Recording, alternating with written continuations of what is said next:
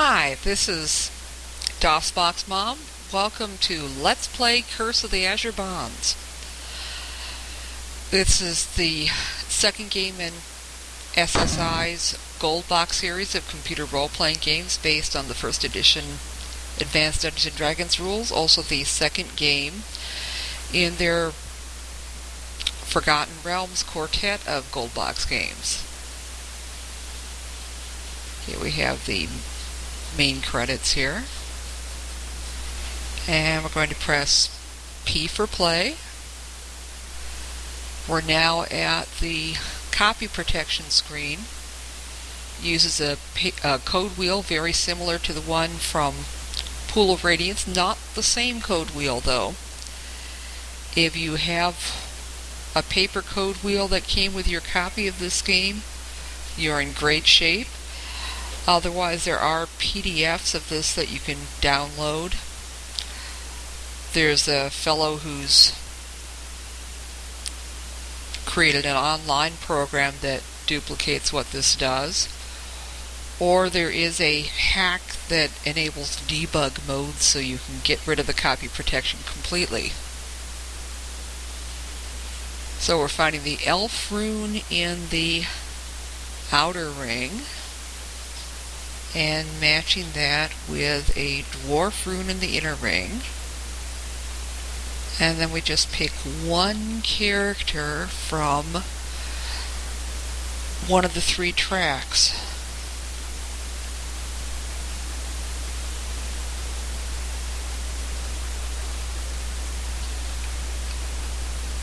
And of course, because I went the PDF route and cut out all the holes myself, my holes don't always quite match. Hopefully this is right. Yes.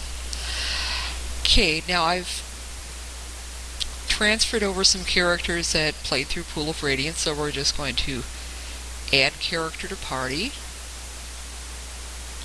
We're going to add from pool. You could also create characters from scratch in this game if you don't already have characters you want to use. Or if you've just installed the game, you can load the pre-generated party and save game slot A. Notice there's far more characters here than what we'll be able to use. I could strip the gold from the other characters, but I think I'll have enough if I don't.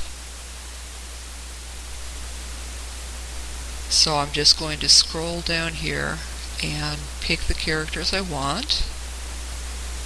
Notice they're all starred now.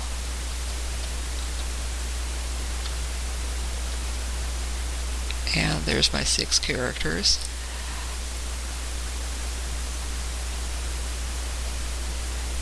I have 2 mages and a cleric. They all reach the level caps in Pool of Radiance. They'll be eligible for promotions right away. My 2 fighters, this fellow here and this lady here, both reach the level cap. Don't think they'll be able to get promoted right away, but that's okay, as you'll see later on. And this is my dwarf fighter thief. Now if we view one of the characters, notice they each have 300 gold, but no equipment. And the reason for that will become clear in the game. So let's go ahead and save this. And begin adventuring. You awaken in a small room. Looking around, you notice that all your gear is gone, as is your memory of recent events. In other words, we've been mugged. Big time. Adding to your disquiet, you notice that your sword arm has been somehow imprinted with strange patterns. The rest of your party are identically marked. So, before we go anywhere, it might be a good idea to memorize spells.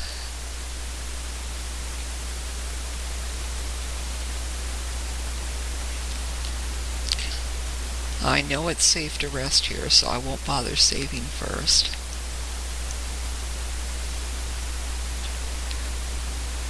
Okay. I wouldn't bother memorizing sleep in this game. There's hardly any critters that you can use it against.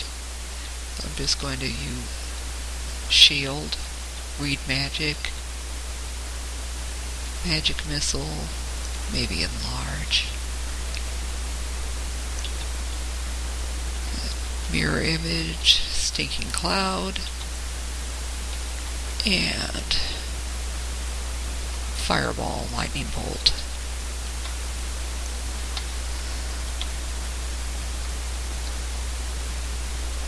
Here's my other mage. Now she doesn't yet know enlarge, so we'll just do an extra magic missile instead.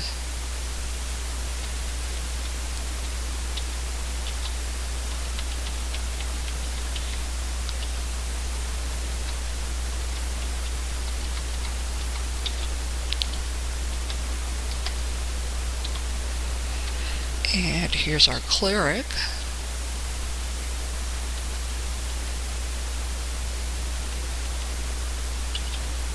Tech magic is good, as is bless.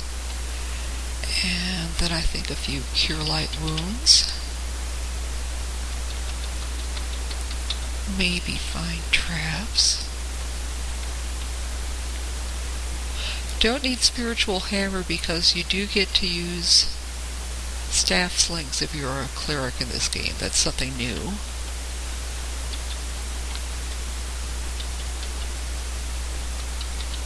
A whole person, silence 15-foot radius. And prayer, dispel magic, and cure disease, I think, are the most useful third level ones. Or actually not that.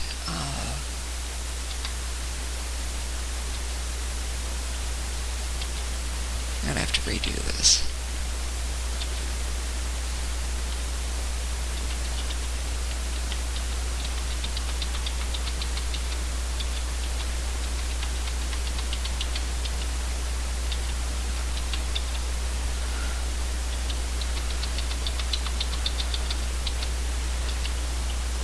Remove curse. That's the one I wanted.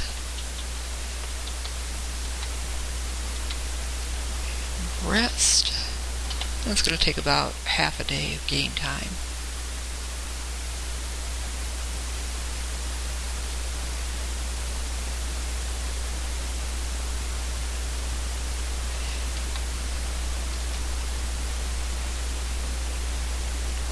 I think I'm going to alternate save game slots, just in case. Now let's go out and get some answers. Welcome to the fair city of Tilverton, beams the innkeeper. Then she notices your collective scowls. Please calm down while I explain. You listen and you recorded in journal entry 31. And like the other gold box games, there's a lot of information that's in the printed adventurer's journal. And basically, she explains how your party was brought in by a group in red robes about a month ago, paid for your room in advance. She suggests seeing Fulani the Sage 2 blocks north for information, and you can get weapons from the shop across the way. Now, there is one room here that has somebody in it besides us. On the bed in this room is a disheveled man, tossing in the throes of some great nightmare. He screams, "Flaming giant, blood-red mage, the glitting knife plants at walk! Ah!" His voice drops to incoherent mumbling. The innkeeper rushes up. Please leave the man alone. He was found in his state just before you arrived. He was lying near the sewer outfall. Poor man. Okay, so that's the inn. I swear, I heard a woman screaming in the sewers. That's the tavern. We'll be coming back to that in a bit. That's the sage's house. And here is the training hall. Do you want to train? Yes.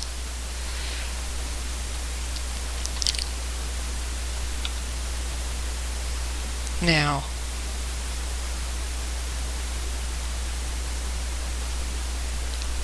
notice she just had a lot of experience points cut off. She's been cut off 1 point shy of what she'd need for promotion to level 8. But we can take care of that with a tavern brawl, no problem.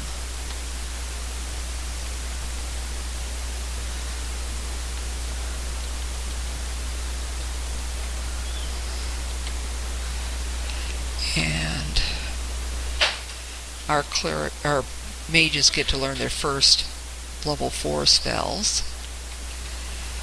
Ice Storm is a very useful one. Same thing for him.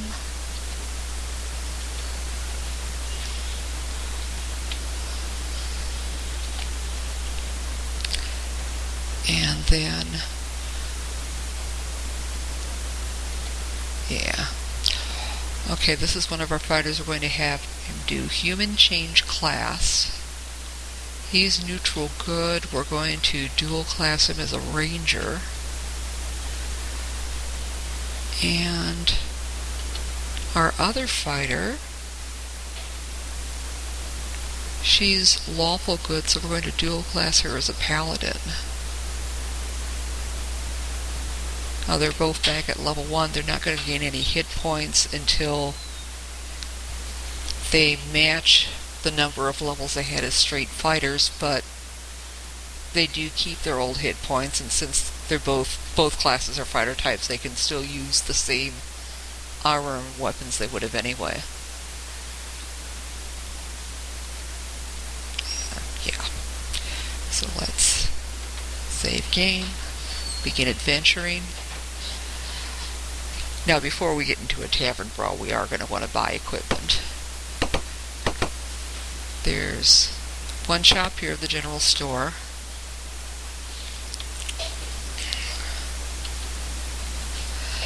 And about the one most useful thing here is the silver mirrors.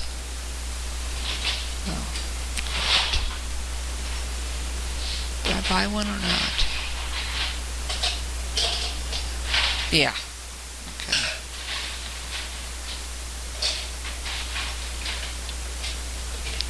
So we're going to have each character buy one of those. They're useful when you get to monsters that have gaze attacks.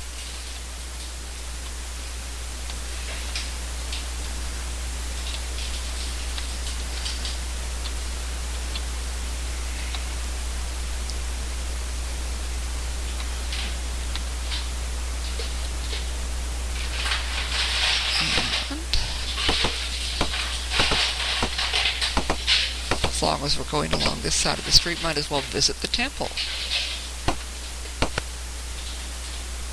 If you want healing, pray at the altar. The high priest's residence is in the south. Bows and walks away.